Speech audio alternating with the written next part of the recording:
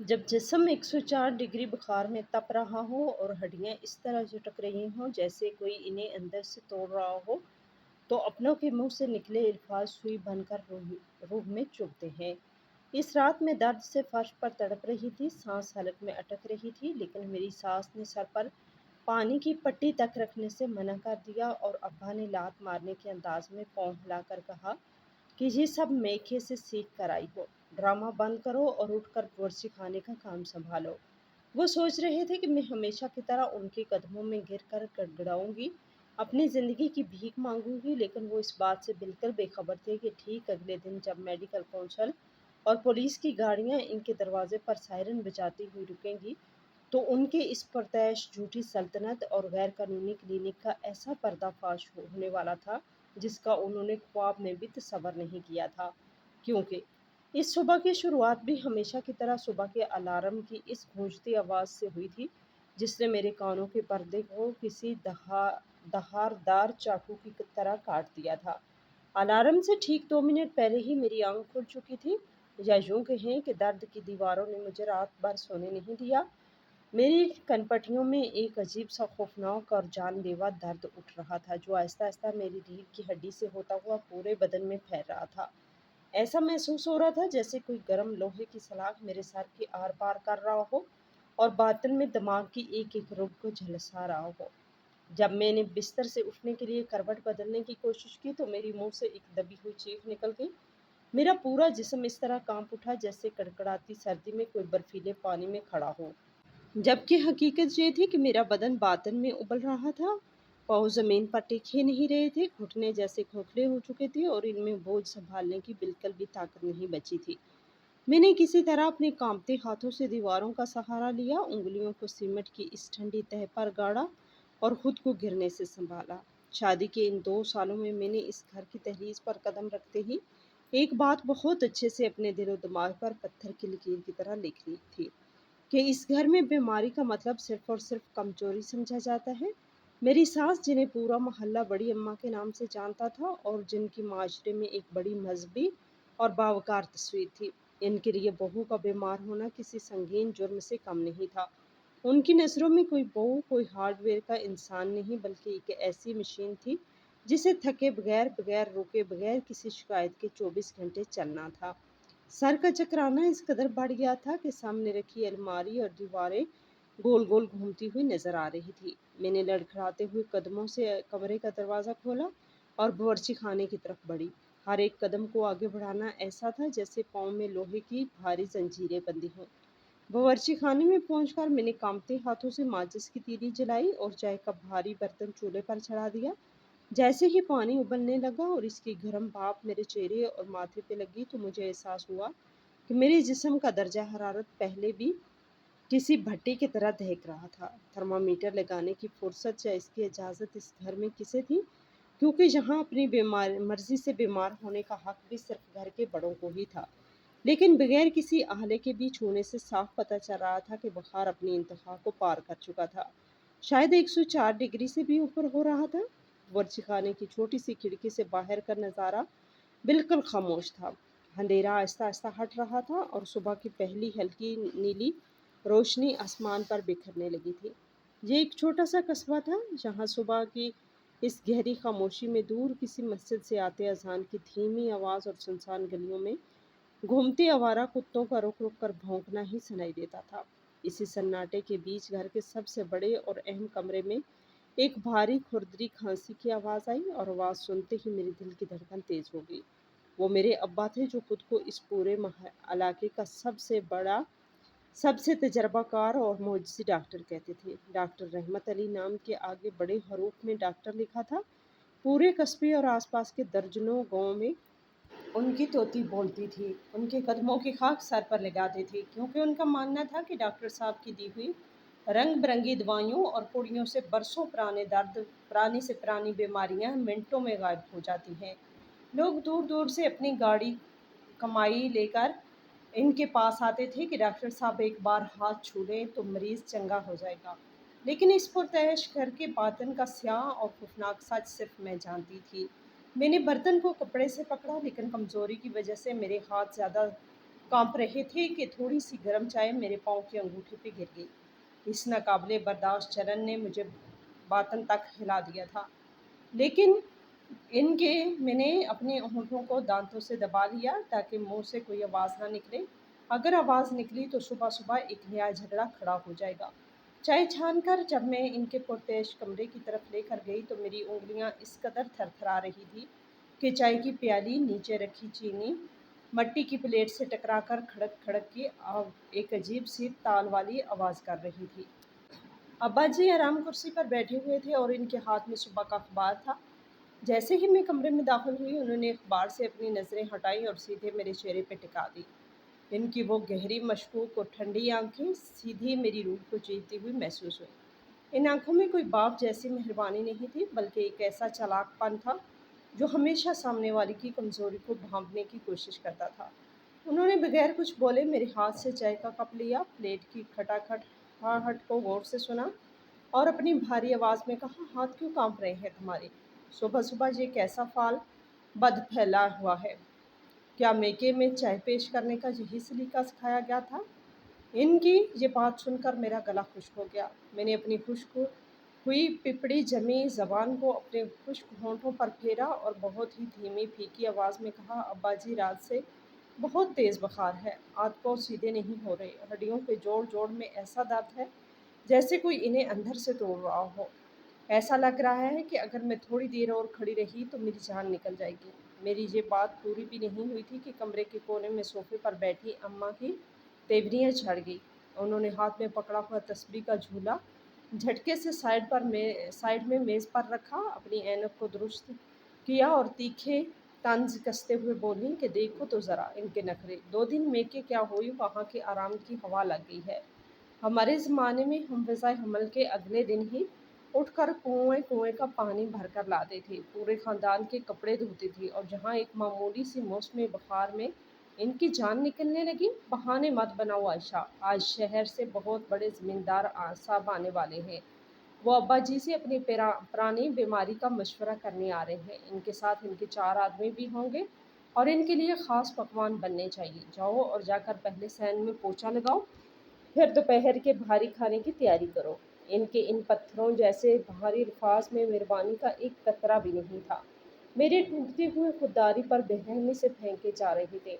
मैं वहाँ खड़ी रही इस उम्मीद में कि शायद अब्बा जी, जो खुद को डॉक्टर कहते हैं, जो दूसरों के लफ्ज़ देखकर बीमारी भांप लेते हैं, वो मेरा चेहरा देखकर मेरी आंखों का पीलापन और मेरी थरथराहट देखकर कहेंगे कि जाओ बहू आराम कर लो। लेकिन उन्होंने चाय की एक घूंट ली, अखबार को दोबारा अपनी आंखों के सामने कर लिया और बोले, तुम्हारी अम्मा ठीक कह रही है, काम करने से जिस्म की सुस्ती दूर होती है, जाओ काम में मन लगाओ, बाहर खुद भाग जाएगा। मैं चुपचाप बगैर कोई दूसरा लफ्ज़ बोले वहाँ से वापस वर्जी खाने में आ गई। आंसू आंखों के कोनों से चुपचाप बहकर सीधे नीचे उबलती हुई सब्जी की कढ़ाई में गिर रहे थे। इस घर में अपनी तकलीफ बताना भी एक बहुत बड़ा गुनाह था, एक ऐसा जुर्म जिसकी सज़ा तंज और ज़हनी अजियत की सूरत में मिलती थी। दोपहर होते होते मेरी हालत बिगड़ गई, बुखार सर चढ़ चुका था, आंखों के सामने अब सिर्फ अंधेरा नहीं बल्कि रंग बिरंगे धब्बे तैरने लगे थे। बोर्ची खाने का काम ख़त्म करके जब मैं भारी बाल्टी लेकर सहन में धुले हुए कपड़े फैलाने के लिए गई तो अचानक मुझे लगा कि ज़मीन मेरे पाँव के नीचे से खिसक रही है।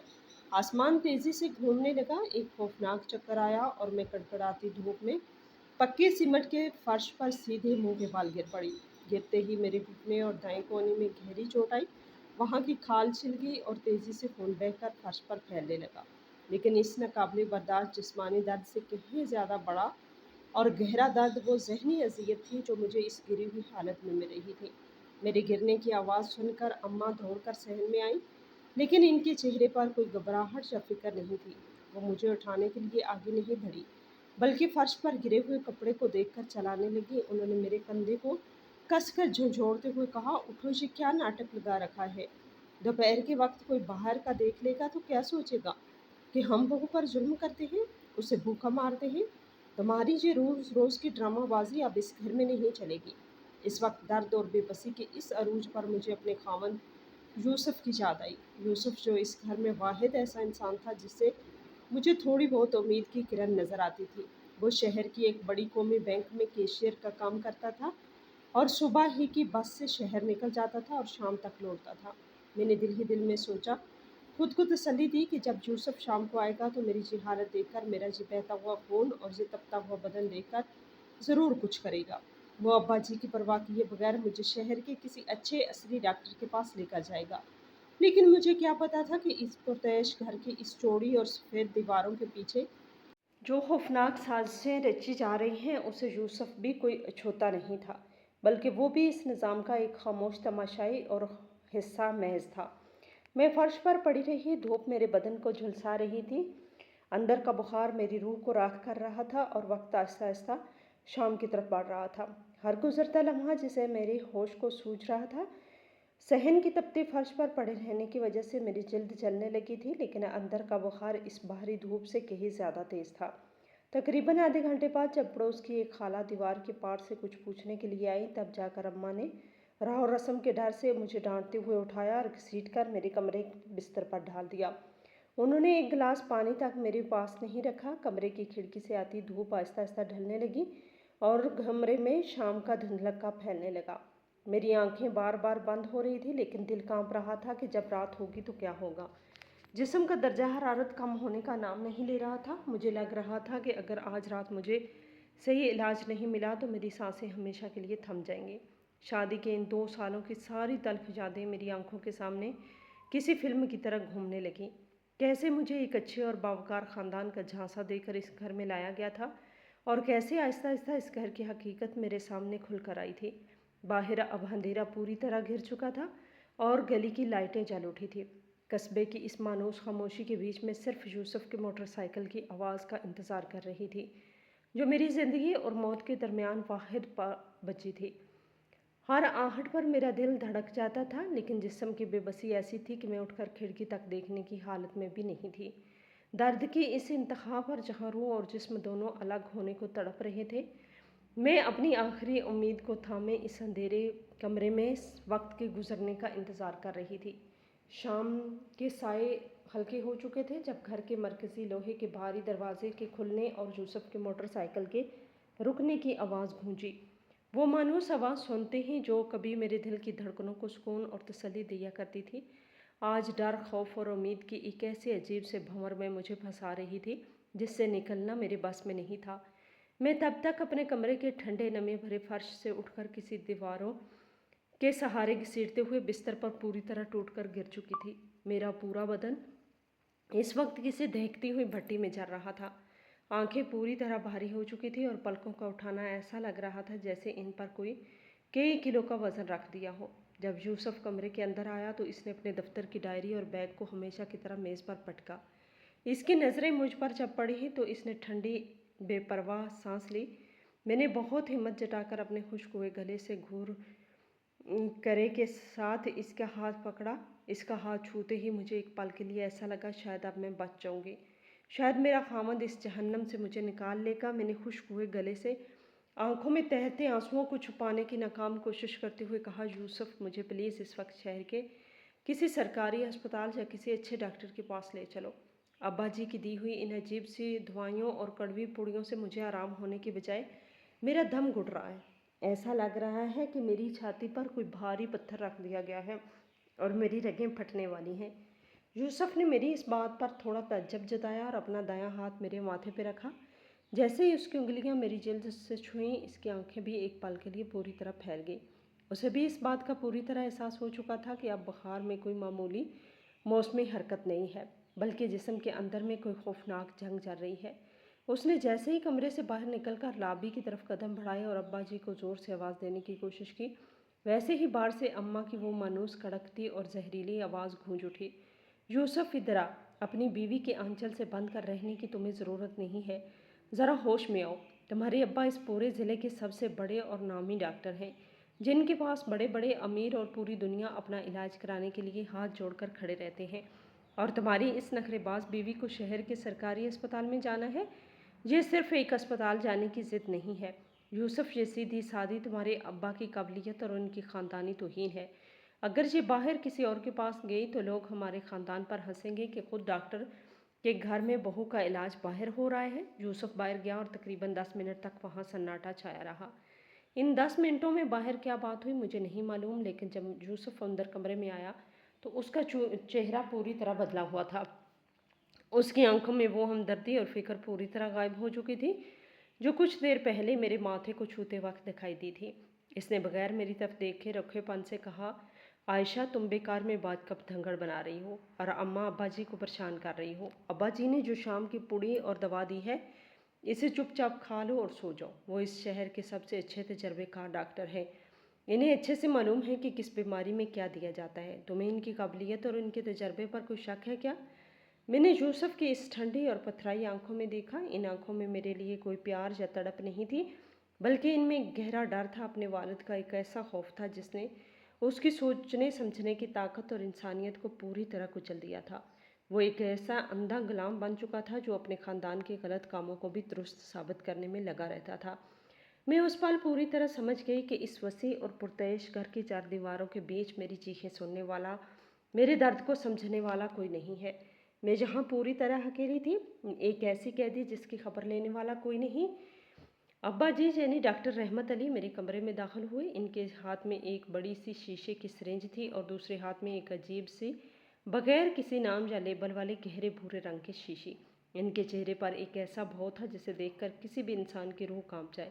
وہ بغیر مجھ سے کچھ پوچھے، بغیر میری نبض چھوئے سیدھا میرے بستر کے پاس آئے اور انہوں نے میرے دائیں ہاتھ کو بے حد کس کر پکڑ لیا۔ ان کا وہ ہاتھ کسی کسائی کے ٹھنڈے اور ظالم اوزار جیسا محسوس ہو رہا تھا۔ میں نے اپنا ہاتھ چھڑانے کی تھوڑی سی کوشش کی، لیکن کمزوری کی وجہ سے میں ان کے سامنے ایک تنکے جیسی تھی۔ انہوں نے بغیر کسی ہچکچاہٹ کے بڑی بے رحمی سے وہ موٹی سوئی میری رگ میں چبھا دی۔ سوئی کے گوشت کو چیرتے ہوئے اندر جاتے ہی میرے پورے جسم میں ایک ہلکی سی خوفناک لرزش اور جلن دوڑ گئی، جس کے بارے میں سوچ کر آج بھی میرے رونگٹے کھڑے ہو جاتے ہیں۔ وہ درد ایسا تھا جیسے کسی نے سیدھے میرے رگوں کے اندر میں کھلتا ہوا تیزاب ڈال دیا ہو۔ میرا پورا بدن تڑپ اٹھا۔ میں نے اپنی پوری طاقت سمیٹ کر چیخنے کی کوشش کی، لیکن ابا جی نے فوراً اپنا دوسرا بھاری اور چوڑا ہاتھ میرے منہ پر رکھ دیا۔ انہوں نے میرے منہ کو اتنی کس کر دبایا کہ میری سانسیں رکنے لگیں۔ انہوں نے میرے کان کے پاس جھک کر بہت ہی دھیمی آواز میں بولا کہ چپ رہو عائشہ، یہاں چلانے اور تماشا کرنا کی کوئی ضرورت نہیں۔ اس گھر کے اور اس علاقے کی ڈاکٹر میں ہوں، تم نہیں۔ یہ دوا تمہیں ہمیشہ کے لیے خاموش کر دے گی۔ میرا مطلب ہے کہ تمہارا یہ جو دماغ بہت زیادہ چل رہا ہے، جو بخار ہے، اسے ہمیشہ کے لیے اتار دے گی۔ چپ چاپ لیٹی رہو ورنہ انجام اچھا نہیں ہوگا۔ انہوں نے جیسے ہی اپنا ہاتھ میرے منہ سے ہٹایا میں ہانپنے لگی۔ اس عجیب اور بے نام دوا کے جسم کے اندر میں جاتے ہی کچھ ہی منٹوں میں میری سوچنے سمجھنے کی صلاحیت کم ہونے لگی۔ مجھے ایسا لگنے لگا جیسے میں کسی بہت گہرے اندھیرے اور ٹھنڈے کنویں میں مسلسل نیچے گرتی جا رہی ہوں۔ کمرہ تیزی سے گھومنے لگا، چھت پر لگی لکڑی کی کڑیاں اور پنکھا آپس میں ٹکراتے ہوئے محسوس ہونے لگی۔ میری زبان پوری طرح سن ہو چکی تھی۔ ہاتھ پاؤں ہلانا تو دور، میں اپنی انگلیاں تک ہلانے کی حالت میں نہیں تھی، لیکن اس بے ہوشی کی حالت میں بھی میرے کان پوری طرح کھلے ہوئے تھے۔ باہر لابی میں ابا اور اماں کی دھیمی لیکن سانپ جیسی بنبناہٹ گونج رہی تھی، جو کھلی کھڑکی کے راستے میرے کانوں تک پہنچ رہی تھی۔ ابا جی بہت ہی سنجیدہ اور پریشان آواز میں کہہ رہے تھے، اس عائشہ کی بیماری اگر باہر کسی بڑے یا سرکاری اسپتال کے ڈاکٹر کے پاس چلی گئی تو ہماری برسوں کی بنائی ہوئی عزت اور پوری پول ایک جھٹکے میں کھل جائے گی۔ اس کے خون کی رپورٹ اگر کسی اصلی اور تسلیم شدہ ڈاکٹر کے پاس چلی گئی تو وہ ڈاکٹر فوراً پکڑ لیں گے کہ ہم اسے جو دوائیاں دے رہے ہیں وہ اصل میں انسانوں کے لیے نہیں ہیں اور حکومت کی طرف سے پوری طرح بند کر دی گئی ہیں۔ وہ دوائیاں انسانوں کے جسم کے لیے سیدھا آہستہ ظاہر ہیں۔ اماں نے ان کی بات کا ساتھ دیتے ہوئے کہا، ہاں آپ ٹھیک کہہ رہے ہیں۔ ویسے بھی یہ لڑکی بہت زیادہ سیانی بنتی ہے، جب سے بیاہ کر آئی ہے ہر بات میں سوال پوچھتی ہے، گودام کی طرف تاک جھانک کرتی ہے۔ اسے اس طرح اس دوا کے زور پر دبا کر اور بے ہوش کر کے رکھنا ہوگا، ورنہ ہمارا یہ جو کروڑوں کا کلینک اور دھندا ہے وہ ایک ہی دن میں سیل ہو جائے گا اور ہم سب جیل کی سلاخوں کے پیچھے ہوں گے۔ یہ خوفناک سچ سنتے ہی بھلے ہی میرے جسم پوری طرح سن اور بے جان پڑا تھا، لیکن میرا دماغ اس گھنے اندھیرے میں بھی بجلی کی طرح کون گیا۔ کروڑوں کا کلینک، جعلی اور بند دوائیاں، اصل ڈاکٹر سے ڈر، اس کا مطلب بالکل صاف اور آئینے کی طرح صاف تھا، جسے پورا قصبہ ہزاروں غریب اور سیدھے سادے دیہاتی اللہ تعالیٰ سمجھ کر پوجتے تھے۔ وہ حقیقت میں ایک مرد پشا تھا، ایک ایسا شیطان تھا جو لوگوں کے بھروسے کا قتل کر کے ان کی زندگیوں کے ساتھ کھلواڑ کر رہا تھا۔ مجھے اچانک کہیں گزشتہ مہینوں کی کڑیاں آپس میں جڑتی ہوئی محسوس ہوئیں۔ مجھے یاد آیا کیسے ہر مہینے کی اندھیری رات کو ہمارے گھر کے پچھلے حصے میں بنے اس سنسان گودام میں بڑے بڑے ٹرکوں سے دوائیوں کے بھاری ڈبے اتارے جاتے تھے، جن پر دیر رات تک بیٹھ کر ابا جی اور یوسف خود اپنے ہاتھوں سے لیبل اتار دیتے تھے اور ان پر اپنے جعلی نام کے سٹیکر چپکاتے تھے۔ مجھے وہ خوفناک منظر بھی یاد آیا کہ کیسے ابھی کچھ ہی دن پہلے ایک بہت غریب اور لاچار مزدور کا واحد 7 سالہ بیٹا ابا جی کی دی ہوئی وہی رنگ برنگی دوائیاں کھانے کے بعد اچانک تڑپ تڑپ کر مر گیا تھا، اور ابا جی نے اپنی اونچی رسائی اور اثر رسوخ کے زور پر اسے دل کا دورہ بتا کر اس غریب کو کچھ پیسے دے کر معاملہ ہمیشہ کے لیے رفع دفع کر دیا تھا۔ اس رات اس ناقابل برداشت درد میں تپتی ہوئی لوہے کے ساتھ فرش پر پڑی میری بند آنکھوں کے کونے سے جو گرم آنسو نکلے وہ اب بے بسی یا لاچاری کے نہیں، وہ اس خوفناک گھناؤنے اور روح کپا دینے والے سچ کے چشم دید گواہ تھے جو میں نے ابھی ابھی اپنے ہی کانوں سے سنا تھا۔ میں پوری طرح سمجھ چکی تھی کہ یہ لڑائی اب صرف میری بیماری یا میرے حق کی نہیں تھی، بلکہ یہ لڑائی ان ہزاروں معصوموں کی زندگیوں کی تھی جو روز اس ڈاکٹر کے جھانسے میں آ کر موت کے قریب جا رہے تھے۔ میں جانتی تھی اگر میں آج اس ڈر کے آگے ہار گئی، اگر میں آج اس بے ہوشی کے جال میں خود کو باہر نہیں نکال پائی، تو شاید کل صبح کا سورج دیکھنا میری قسمت میں نہیں ہوگا اور میری کہانی بھی اس اندھیرے کمرے میں ہمیشہ کے لیے دفن ہو جائے گی۔ وقت اپنی کچھوا رفتار سے رینگ رہا تھا اور اس دعا کا نشہ میرے دماغ پر حاوی ہونے کا پوری کوشش کر رہا تھا۔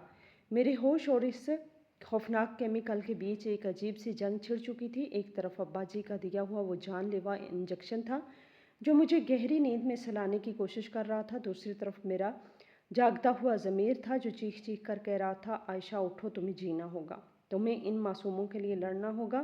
میں نے اپنی انگلیوں کو کس کر جھکانے کی کوشش کی، مجھے محسوس ہوا پاؤں کی بے حسی آہستہ آہستہ کم ہو رہی تھی۔ شاید میرے جسم کی قوت مدافعت اس زہر کے خلاف بغاوت کر رہی تھی۔ باہر بنبناہٹ اب کم ہو چکی تھی اور ابا جی کی بھاری قدموں کی آواز ان کے اپنے کمرے کی طرف جاتی ہوئی سنائی دی۔ کچھ ہی دیر بعد گھر کے سارے بلب ایک ایک کر کے بجھا دیے گئے تھے۔ پورے مکان میں صرف اس رات کی ڈراؤنی خاموشی اور میری بھاری ہوتی سانسوں کا شور ہی باقی رہ گیا تھا۔ کھڑکی کے باہر ہوا کی سرسراہٹ اب اور تیز ہو چکی تھی، گویا وہ بھی اس گھر میں چھپے گھناؤنے راز کے ڈر کا بھاگنے کی کوشش کر رہی تھی۔ میں نے اپنی آنکھیں کھولنے کی ناکام کوشش کی، لیکن پلکیں ابھی بھی بھاری تھیں۔ میرا دل زور زور سے دھڑک رہا تھا، گویا کوئی خطرے کا سائرن بج رہا ہو۔ میں بس یہی سوچ رہی تھی کہ یوسف، جسے میں نے اپنا سب کچھ مانا تھا، وہ کیسے اس گھناؤنے سچ کا محافظ بن سکتا ہے۔ کیا پیسے کی بھوک انسان کو اس حد تک اندھا اور بہرا بنا دیتی ہے کہ اسے اپنی ہی بیوی کی تڑپ اور دم توڑتے ہوئے معصوم بچوں کی چیخیں سنائی نہیں دیتی؟ اس خود غلامی اور شدید ذہنی اذیت کے بیچ میں نے طے کر لیا تھا کہ اب رونے کا وقت گزر چکا ہے۔ اب بے بسی کا چولہا اتار کر اس کالی سچائی کا سامنا کرنے کا وقت تھا، چاہے اس کے لیے مجھے اپنی آخری سانس کی بازی ہی کیوں نہ لگانی پڑے۔ رات کا وقت ہوگا جب پورے گھر کی خاموشی ایک گہری بھاری اور ڈراؤنی چادر بن چکی تھی۔ باہر تیز برفیلی ہوائیں چل رہی تھی جس سے لابی کی پرانی کھڑکی کے پلے بار بار دیواروں سے ٹکرا کر ایک خوفناک گونج پیدا کر رہے تھے۔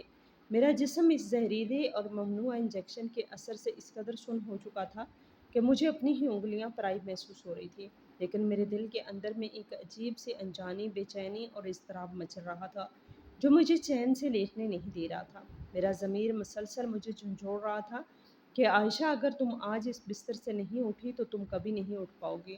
مجھے کسی بھی طرح اپنی بچی کھچی آخری سانسوں کو سمیٹ کر اس خفیہ گودام تک پہنچنا تھا جہاں وہ جان لیوا دوائیاں رکھی جاتی تھیں۔ میں نے اپنے دانتوں کو آپس میں بھینچا، اپنی پوری ذہنی طاقت کو ایک جگہ اکٹھا کیا اور بہت ہمت کر کے بستر سے اپنے ٹھنڈے پڑ چکے پاؤں کو نیچے فرش پر اتارا۔ پاؤں زمین کو چھوتے ہی جیسے میرے اندر کی بچی ہوئی ہوش نے بھی جواب دے دیا اور میں ایک بھاری آواز کے ساتھ سیدھے فرش پر گر پڑی۔ غنیمت یہ تھی کہ باہر ہوا کا شور اتنا تیز تھا کہ میری گرنے کی آواز دب گئی۔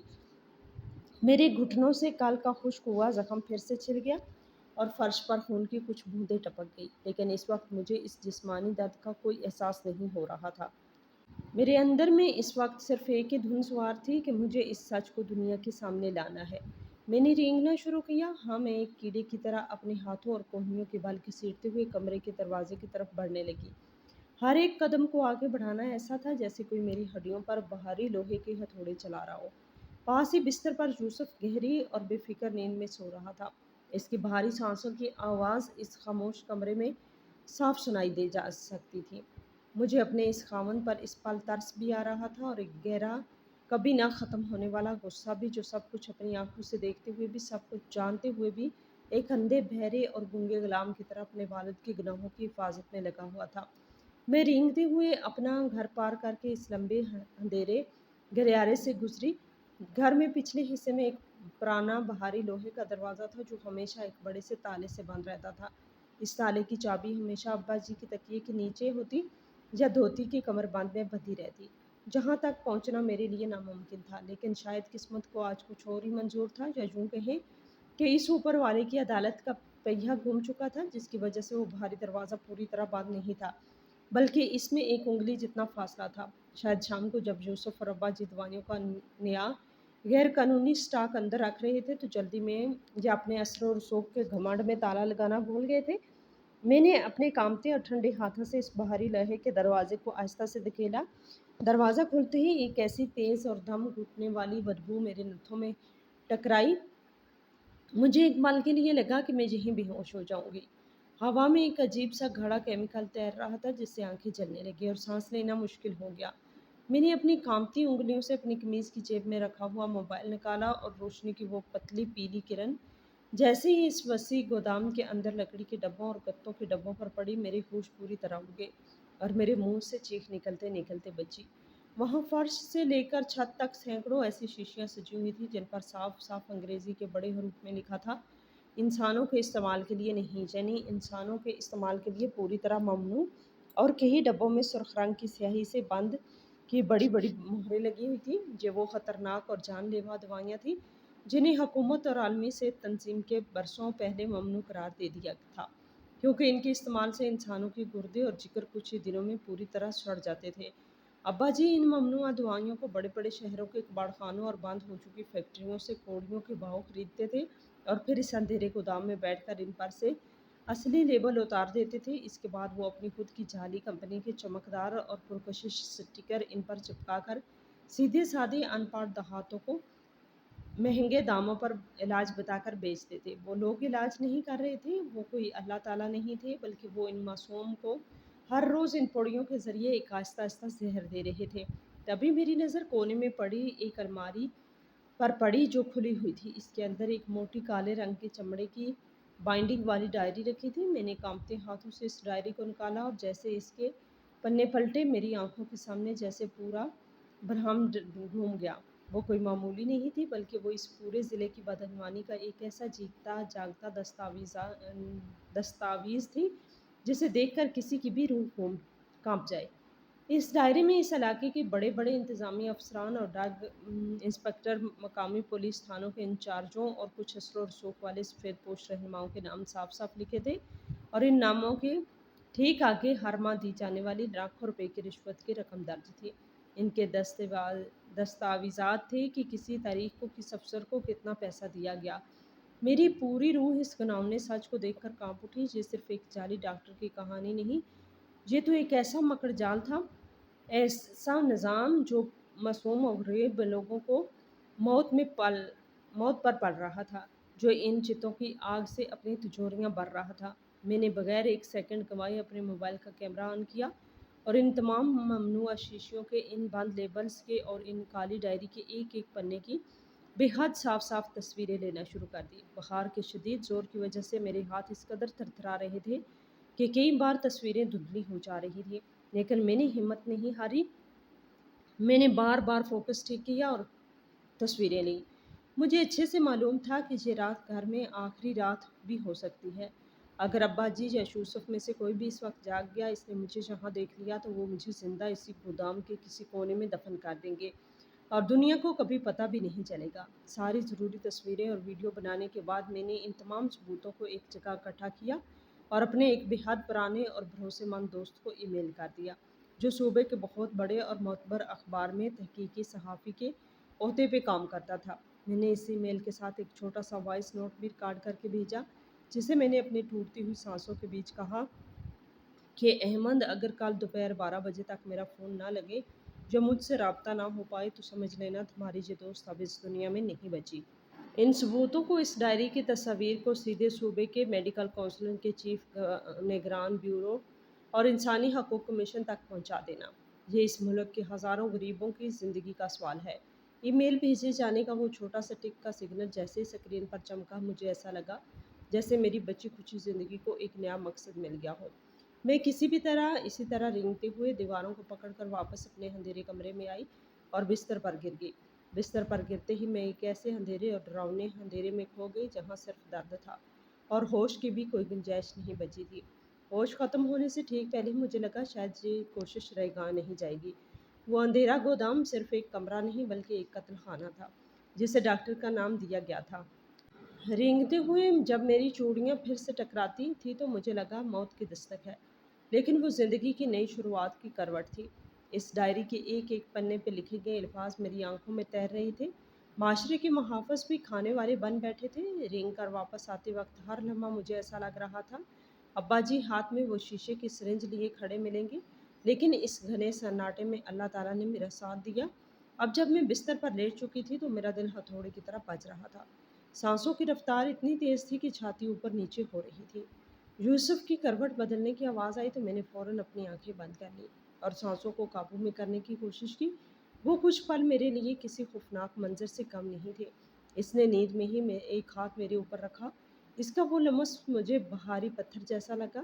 مجھے ڈر تھا کہ کہیں وہ میرے دل کی اس شدید دھڑکن کو نہ بھانپ لے، لیکن وہ گہری نیند کے نشے میں تھا اور جلدی اس کی سانسیں پھر سے معمول ہو گئی۔ میں نے آہستہ سے اپنا موبائل اپنی قمیض کی اندرونی جیب میں چھپا دیا اور اپنے ٹھنڈے پڑ چکے ہاتھوں کو کمبل کے اندر بھیج دیا۔ بخار کی تپش پھر سے حاوی ہو رہی تھی، لیکن دماغ پوری طرح چوکنا تھا۔ میں نے دل ہی دل میں اس سبق کی تصویر بنانی شروع کر دی، جب سچ کا سورج ابھرے گا اور ان دیواروں کے پیچھے چھپا سارا گناہ بکھر جائے گا۔ چاہے میرا جسم ساتھ دے یا نہ دے، میری روح اس لڑائی کو انجام تک پہنچانے کے لیے تیار ہو چکی تھی۔ اگلی صبح جب میری آنکھ کھلی تو کھڑکی کے شیشے کو چیرتی ہوئی دھوپ کی ایک تیز چبھتی ہوئی پیلی کرن سیدھے میرے چہرے پر پڑی، لیکن اس روشنی میں بھی مجھے اپنے چاروں طرف صرف ایک دھندلا سا اندھیرا ہی محسوس ہو رہا تھا۔ میرے جسم میں اب رتی بھر بھی طاقت نہیں بچی تھی۔ رگیں اس قدر اکڑ چکی تھی کہ انگلیوں کو موڑنا بھی ایک پہاڑ اٹھانے جیسا دشوار کام لگ رہا تھا۔ بخار نے میرے پورے وجود کو اپنی گرفت میں لے لیا تھا۔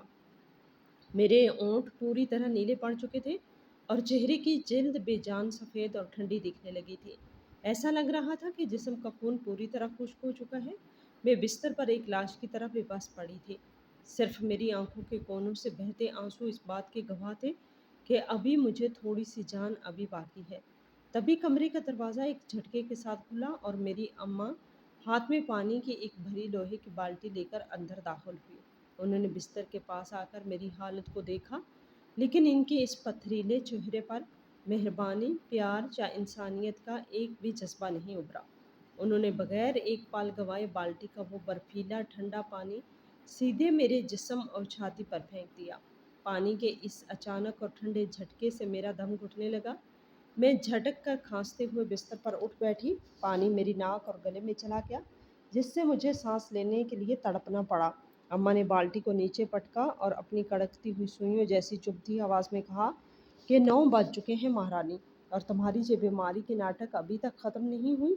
پورے گھر کے لوگ بھوکے بیٹھے ہیں، باہر مریضوں کی قطار لگنی شروع ہو گئی ہے، اور ابھی تک باورچی خانے میں چائے کی ایک پیالی تک نہیں بنی۔ اٹھو اور جا کر فوراً اپنا کام سنبھالو، یہاں مفت کی روٹیاں توڑنے کی ضرورت نہیں۔ میں بہت ہی کمزور، لڑکھڑاتی اور کانپتی آواز میں اپنے دونوں ہاتھ جوڑتے ہوئے کہا، اماں جی، اللہ کے لیے مجھ پر رحم کرو، مجھ سے سچ میں ایک قدم بھی نہیں چلا جا رہا۔ مجھے ایسا لگ رہا ہے میرا دل بند ہو جائے گا۔ مجھے بس آج کے لیے کسی اصلی ڈاکٹر کے پاس شہر کے اسپتال میں لے چلو۔ میں آپ کی پاؤں پکڑتی ہوں۔ اور ابھی میری بات پوری بھی نہیں ہوئی تھی کہ میرے ابا یعنی ڈاکٹر رحمت علی کمرے کی چوکھٹ پر آ کر کھڑے ہو گئے۔ ان کے بدن پر ہمیشہ کی طرح سفید کڑک قمیض شلوار تھی اور گلے میں اسٹیتھوسکوپ لٹکایا ہوا تھا، جسے دیکھ کر باہر بیٹھے معصوم لوگ انہیں مسیحا سمجھتے تھے۔ ان کے چہرے پر ایک ٹیڑھی، مغرور اور ظالمانہ مسکراہٹ تیر رہی تھی۔ انہوں نے اپنی بھاری باوقار آواز میں کہا، عائشہ یہ ناٹک بند کرو اور اپنی حدیں مت بھولو، اٹھو اور برشی کھانے کا کام سنبھالو۔ تم ہمارے آگے چاہے جتنا بھی گڑ گڑاؤ گی، اپنی یہ جھوٹی قسمیں کھاؤ گی، اس کا اس گھر میں کوئی فائدہ نہیں ہونے والا۔ جب تک تمہیں اس قریشی خاندان کی بہو بن کر رہنا ہے، ہماری شرائط پر، ہمارے اشاروں پر ہی چلنا ہوگا۔ تم بیمار نہیں ہو، صرف کام سے جی چرا رہی ہو۔ انہیں پورا بھروسہ تھا، اپنے اسر و رسوخ اور اپنی طاقت کے گھمنڈ میں وہ اس قدر اندھے ہو چکے تھے۔ انہیں لگ رہا تھا کہ میں اس جان لیوا بیماری میں، اس شدید بے بسی میں ٹوٹ کر ان کے قدموں میں گر جاؤں گی، اپنی زندگی کی بھیک مانگوں گی، ان سے رحم کی بھیک مانگوں گی۔ وہ سوچ رہے تھے کہ ایک چھوٹے معمولی متوسط طبقے کے خاندان کی لڑکی، جس کا اس پورے قصبے میں کوئی سہارا نہیں، وہ بھلا ان کے اس کروڑوں کی سلطنت اور اسر و رسوخ کا کیا بگاڑ لے گی۔ تبھی ان کے پیچھے یوسف بھی آ کر کھڑا ہو گیا۔ یوسف جو میرا خاوند تھا، اس نے ایک بار بھی اپنی بیوی کی اس موت کی حالت کو دیکھ کر بھی اپنے ظالم والد کے خلاف منہ کھولنے کی رتی بھر بھی ہمت نہیں دکھائی۔ وہ بس ایک خاموش تماشائی بنا سب دیکھ رہا تھا۔ میری اماں نے میری بے بسی کا فائدہ اٹھاتے ہوئے میرا ہاتھ پکڑا اور بڑی بے رحمی سے بستر سے نیچے فرش پر کھینچ دیا۔ کمزوری اور تیز بخار کی وجہ سے میرا توازن پوری طرح کھو گیا اور میں سیدھا پکے فرش پر گر پڑی۔ گرتے ہی دائیں کونی سے کل کا وہ خشک ہوا زخم پھر سے پوری طرح ہرا ہو گیا اور اس میں سے گاڑھا خون رس کر فرش کی سفید ٹائلوں کو سرخ کرنے لگا۔ لیکن اس ناقابل برداشت جسمانی درد کے بیچ بھی اچانک میرے چہرے پر ایک عجیب سی، بے حد پرسکون اور پراسرار مسکراہٹ آ گئی۔ وہ مسکراہٹ کسی لاچار انسان کی نہیں تھی۔ ابا نے جب فرش پر خون میں لتھڑی پڑی میری اس پرسکون مسکراہٹ کو دیکھا تو اندر سے بری طرح چونک گئے۔ انہوں نے آگے بڑھ کر غصے سے چلاتے ہوئے کہا، تم اس حالت میں بھی ہنس کیوں رہی ہو؟ کیا تمہارا دماغ پوری طرح خراب ہو گیا ہے؟ میں نے فرش پر پڑے پڑے ہی اپنی بھاری سرخ اور سوجی ہوئی آنکھیں اٹھائیں اور سیدھے ان کی آنکھوں میں آنکھیں ڈال کر کہا۔ میری آواز میں بھلے ہی طاقت نہیں تھی، ایک ایسا بھروسہ تھا جس نے اس کمرے کی دیواروں کو ہلا کے رکھ دیا۔ میں نے کہا کہ ابا جی، میں آپ کے یا آپ کی اس ظالم بیوی کے آگے اپنی زندگی میں کبھی نہیں گڑ گڑاؤں گی۔ جس ناٹک کی بات آپ صبح سے کر رہے ہیں نا، وہ ناٹک، وہ جھوٹ کا کھیل اب پوری طرح سے ختم ہو چکا ہے، کیونکہ ٹھیک ابھی کچھ ہی منٹوں میں جب میڈیکل کونسل کی ٹیم، ڈرگ ڈپارٹمنٹ کے بڑے بڑے افسران اور صوبائی پولیس کی اسپیشل کاروباری ٹیم آپ کے اس پرتعیش گھر کے دروازے پر سائرن بجاتی ہوئی رکیں گی نے اور آپ کے اس کالے کارنامے، اس فراڈ کلینک کا پردہ فاش کریں گی، تب آپ کو پتہ چلے گا کہ اصلی کھیل کیا ہوتا ہے۔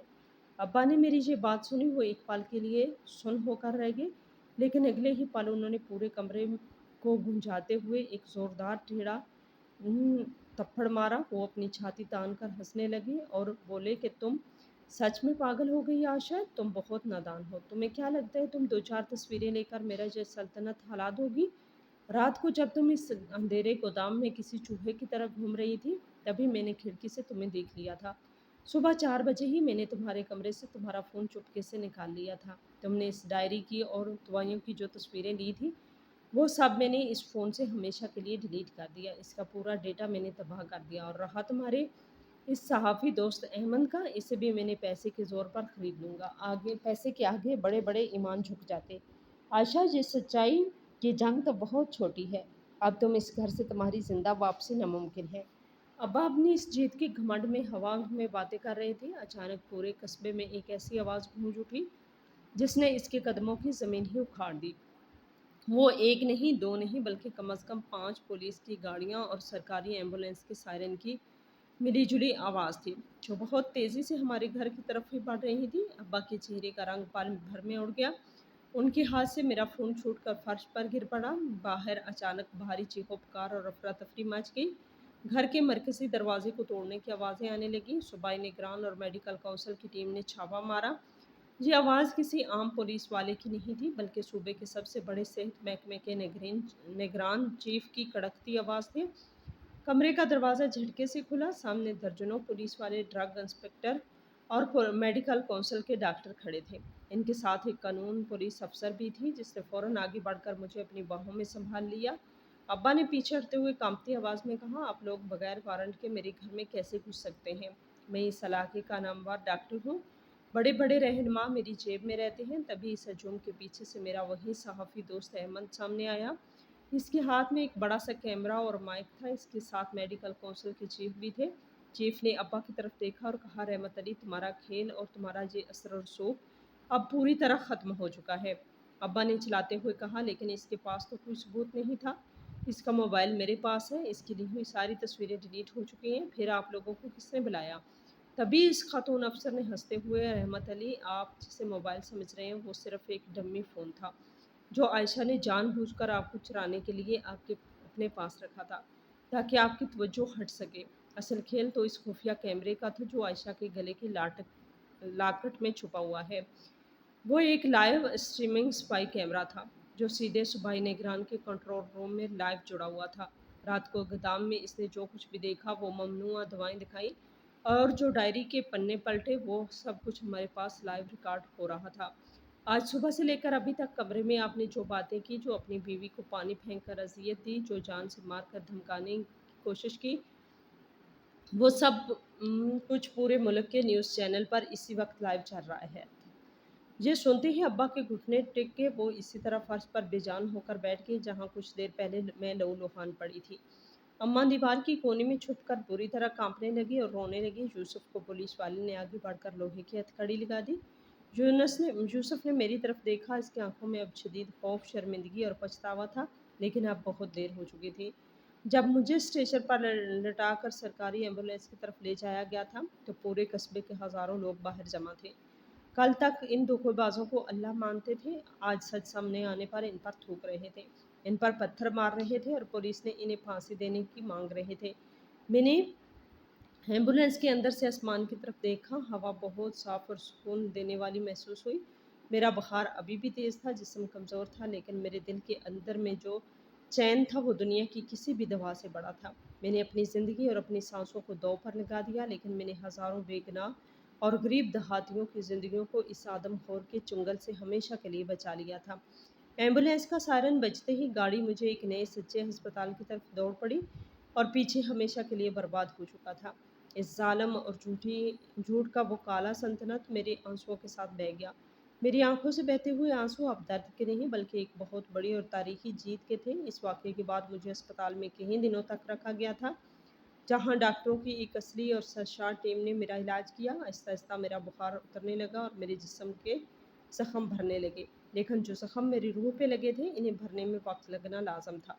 अहमद हर रोज़ मुझसे मिलने अस्पताल आता और बाहर की खबरें मुझे देता। इसने बताया कि अब्बा, रहमत अली और इनके पूरे गिरोह पर कत्ल, धोखाधड़ी और ममनुआ नशीली दवाओं के गैर कानूनी कारोबार के तहत सख्त गैर मामूली दफ़ात लगाई गई हैं। पुलिस ने इनकी वो काली डायरी भी ज़ब्त कर ली है, जिसकी बुनियाद पर इनके तमाम बदअनुमान अफसरों को मुअत्तल कर दिया गया है, जो इस धंधे में शामिल थे। यूसुफ और अम्मा को भी इस साजिश में बराबर का शरीक मानते हुए जेल की सलाखों के पीछे भेज दिया। मेरा मेके का ख़ानदान भी खबर मिलते ही शहर पहुंच गया था। मेरे वालिदैन ने जब मेरी आप बीती सुनी, तो उनके आंसू थमने का नाम नहीं ले रहे थे। वो खुद को कोस रहे थे कि उन्होंने मुझे किस जहन्नम में धकेल दिया था। लेकिन मैंने इनका हाथ पकड़कर कहा, जो भी हुआ इसमें आपकी गलती नहीं थी। इंसान का चेहरा देखकर इसके अंदर का शैतान नहीं पहचाना जा सकता। कुछ हफ्तों बाद जब मैं पूरी तरह सेहतमंद होकर अस्पताल से बाहर आई, तो मैंने पीछे मुड़कर इस कस्बे की तरफ नहीं देखा।